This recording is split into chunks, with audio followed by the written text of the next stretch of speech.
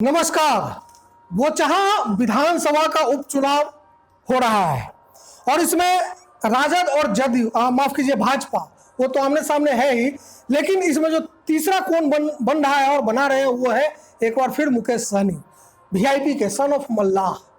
तो जहां आज वीआईपी और मुकेश सहनी को डिकोड करने की कोशिश करते हैं कि आखिर मुकेश सहनी जो खुद को सन ऑफ मल्लाह कहकर आते थे, उनके 3 विधायकों पर जो भाजपा में चले गए हैं उन पर एक नजर डालिए। कौन है वो तीनों, जिसमें से 2 को मैं जानता हूं कि वो दोनों सवर्ण है।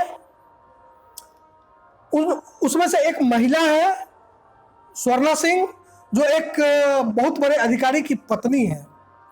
तो कुछ सीटें जो एनडीए गठबंधन में 2020 के चुनाव में वीआईपी को मिली थी, उसमें से खुद मुकेश सहनी चुनाव हार गए थे और जो लोग चुनाव जीत कर आए थे वो लोग भाजपा में चले गए। एक और जो मुसाफिर पासवान मर गए हैं बोचहा में, वहां पर उपचुनाव हो रहा है।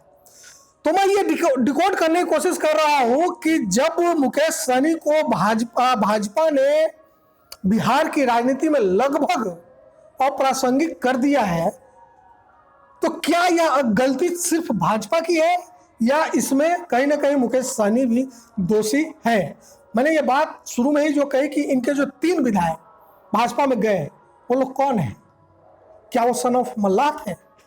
जिस सन ऑफ मल्लाह की अस्मिता की बात करके, जिस सन ऑफ मल्लाह की भावना को कैश करके मुकेश सहनी बिहार की राजनीति में आए और अपना दबदबा बनाने की कोशिश की। लेकिन जब चुनाव आया, टिकट बांटने की बारी आई, तो उन्होंने किसे टिकट दिया और क्यों टिकट दिया, ये एक बहुत बड़ा सवाल है। ये लोग जो मुकेश सहनी की पार्टी को छोड़कर भाजपा में चले गए, क्या ये नहीं कहा जा सकता कि मुकेश सहनी को पता था कि ये लोग, इनकी पार्टी वीआईपी विकासशील इंसान पार्टी या मुकेश सहनी के सन ऑफ मल्लाह के जो आइडियोलॉजी है, उस आइडियोलॉजी से बिल्कुल भी इन लोगों का कोई संबंध नहीं था? तो क्या पैसे का लेन देन हुआ और क्या सिर्फ पैसों की वजह से यह टिकट का बंटवारा हुआ था, या भाजपा ने अपने लोगों को वीआईपी में प्लांट कर दिया था? स्थिति चाहे जो भी हो, लेकिन यह सवाल मुकेश सहनी से तो बनता है कि आपने जिस अपने जाति की अस्मिता, अपने जाति के गौरव की बात की, खुद को सन ऑफ मल्लाह कहा, उस नाते आप चुनाव लड़ने आए, उस नाते आप बिहार में अपनी जाति को एक राजनीतिक भागीदारी देने के लिए इस चुनाव में उतरे।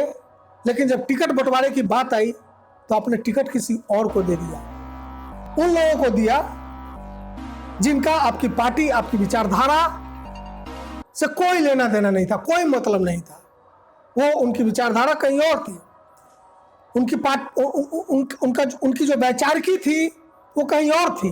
और ये बात ऐसा नहीं है कि मुकेश सहनी को नहीं पता होगा। अब जब उत्तर प्रदेश चुनाव के बाद वीआईपी की जो राजनीतिक ताकत है वो शून्य हो चुकी है, खुद ये भी मंत्रिमंडल से हटाए जा चुके हैं, तो बोचहा में इन्होंने रमई राम की बेटी को टिकट दिया है। बोचहा एक सुरक्षित विधानसभा क्षेत्र है, वहां से मुसाफिर पासवान जो इनकी पार्टी के विधायक थे, उनके बेटे अमर पासवान राजद में चले गए हैं, और बेबी कुमारी जो कभी वहां से विधायक थी, निर्दलीय भाजपा में आ गई थी, वो भाजपा की उम्मीदवार है। अब ये जो भी हो, ये राजनीतिक समीकरण जो भी हो, जो जीते जो हारे, मेरा उससे कोई लेना देना नहीं, ना उसमें मेरा कोई इंटरेस्ट है। इंटरेस्ट सिर्फ इस बात में है कि बिहार में आखिर किस तरह के राजनीतिक लोग आ रहे हैं जो जाति और धर्म के नाम पर, जाति और धर्म की अस्मिता और गौरव के नाम पर अपने लोगों को ठगते हैं, अपनी कम्युनिटी को ठगते हैं, उनके इमोशंस को कैश करते हैं, उनके वोट को लेते हैं। लेकिन जब राजनीतिक हिस्सेदारी देने की बात आती है, टिकट बंटवारे की बात आती है, तो वो कहीं और देते हैं। राजू सिंह जो कि वीआईपी के थे वो चले गए भाजपा में, स्वर्णा सिंह जो वीआईपी की विधायक थी वो चली गई भाजपा में।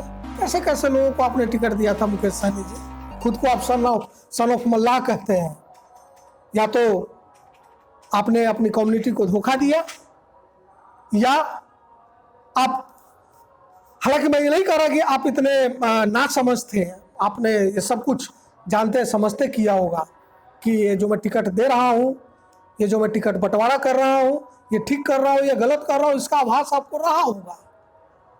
तो अब पछताने का कोई फायदा नहीं है। और सबसे बड़ी बात, हम बिहारी लोगों को यह समझना होगा कि देखिए, हमारी जाति और धर्म के नाम पर लोग आते हैं, हमारे इमोशंस को कैश करते हैं, खुद राजनीतिक ताकत बन जाते हैं और फिर बाद में जाकर वो कहीं और मिल जाते हैं। तो इससे बचना है। फिलहाल देखते हैं बोचहा का क्या रिजल्ट होता है। तब तक देखते रहिए फाइनल पोस्ट। नमस्कार।